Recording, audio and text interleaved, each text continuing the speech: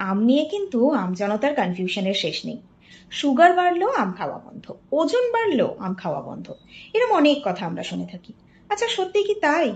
বছরের এই কয়েকটা মাসে পাতে যদি এক টুকরো আম না পড়ে তাহলে ভালো লাগে? এই ফলের রাজাকে এই ভয়ে ভয়ে আমরা নেগলেক্ট করে আসছি যে আমাদের বোধহয় সুগার বাড়বে, ওজন বাড়বে, আরো কত কি না হবে। চলুন আজকে কথা বলা যাক তাদের জন্য যারা এতদিন এই ভয়েতে ছিলেন আর ফলের রাজাকে নিজের খাবার থেকে সরিয়ে রেখেছিলেন।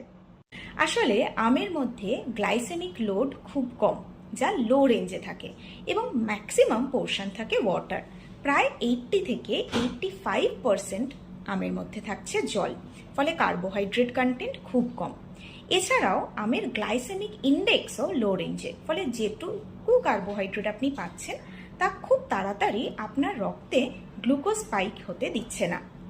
দ্বিতীয়ত, আমের মধ্যে থাকে প্রচুর ফাইবার এবং ক্যালোরির পরিমাণও খুব কম। বলা হয় প্রায় 1 কাপ বা একটা বড় আম, যার ওজন প্রায় 150 থেকে 160 গ্রামের মধ্যে, তাতে ক্যালোরি ভ্যালু মাত্র 100 কিলো ক্যালোরিজেরও কম। তাই এটা কোনোভাবেই আপনার ওজন বাড়াতে পারবে না। এছাড়াও আমের মধ্যে রয়েছে প্রচুর পরিমাণে মাইক্রোনিউট্রিয়েন্টস, যা আমাদের সারাদিনের চাহিদার প্রায় 60 থেকে 70% ভিটামিন সি এর চাহিদা পূরণ করে দিতে পারে।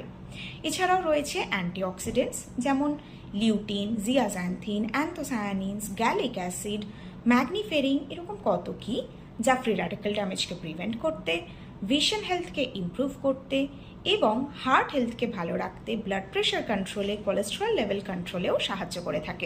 তাই এতদিন ধরে যারা ভয় ভয় আমকে দূরে সরিয়ে রেখেছিলেন, বাজার থেকে আম উঠে যাওয়ার আগে এক টুকরো আম পাতে কিন্তু যোগ করে ফেলুন।